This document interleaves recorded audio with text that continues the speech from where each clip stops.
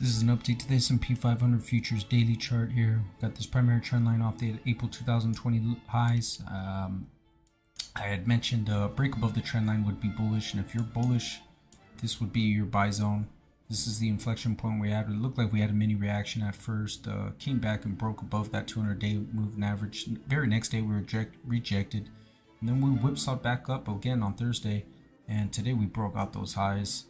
Looked like we were going to fade intraday, and then we came back and we ended up rallying pretty hard into the close. I suspect there was probably PPT all involved, and here we are parked at this 100-day yellow beaded dotted line here at the 100-day moving average. Call it 45.3745, and this is your next line of resistance at that 45.7324. If we get there, that would be another objective entry short. Risk reward ratio, we'll see if we even get a reaction off of it. Maybe we get a reaction off this 100-day here, but that would be your objective entry short to try and retest this trend line for a 1.64% drop, and right there down to that 44.5809 level for a 2.6% drop. We'll see if we get any sort of reaction. We barely had some sort of reaction again, and looked like we were going to come back down and get rejected pretty swiftly and gun for that 43.5754. But we never got it. Came back up and whipsawed up above for a stop out loss. And again, we'll try to gun for that 45.73 as an objective entry short. When it comes to the near term charts, here's S&P 500 futures on the 60-minute, each candle representing an hour here.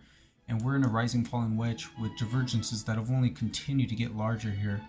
And here we are. I mean, pretty steep divergences on all three indicators. Again, look like we're going to break down. And a break below this trend line on the hourly ought to put in the sell signal, and gun for these next few targets here at that 44.56 if we even get it. If we do rally up to that 45.73 level, it will coincide a little bit above this 382 retracement level.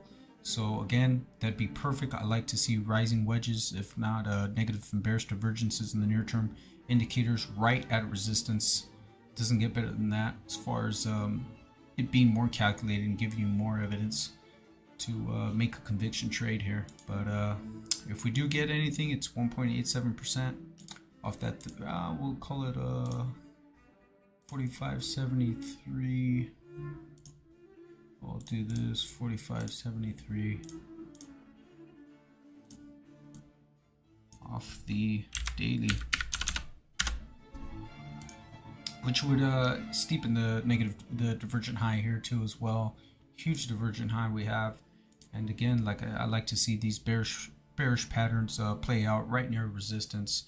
And here's your near-term targets: 44.5612 for 2.4% drop, back to the 618 retracement at 43.7295, and swing trade down to 786 retracement at 42.5454.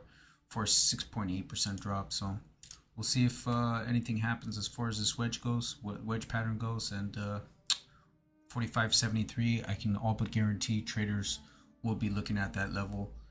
You can see here there's just previous reactions all over where they came up and dip buyers sold right at that unit. So we'll see how it plays out. Plenty of reaction to validate it. We'll see how it goes on Monday and Tuesday. Keep you updated.